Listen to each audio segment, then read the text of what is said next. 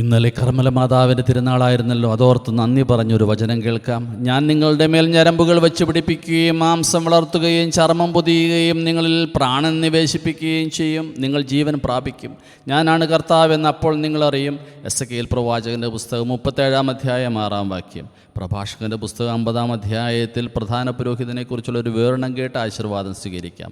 മേഘങ്ങൾക്കിടയിൽ പ്രഭാതതാരം പോലെ, ഉത്സവവേളയിൽ പൂർണ്ണ ചന്ദ്രനെ പോലെ, അത്യുന്നതൻ്റെ ആലയത്തിന് മുകളിൽ പ്രചോദിപ്പിക്കുന്ന സൂര്യനെ പോലെ, തിളങ്ങുന്ന മേഘങ്ങൾക്കിടയിൽ വിളങ്ങുന്ന മഴവില്ല് പോലെ, വസന്തത്തിൽ പനിനീർപ്പൂ പോലെ, നീർച്ചാലിനരികെ നിൽക്കുന്ന ലില്ലി പോലെ, വേനൽക്കാലത്ത് ലബനോനിൽ മുളയ്ക്കുന്ന പച്ചപ്പൊടിപ്പൂ പോലെ.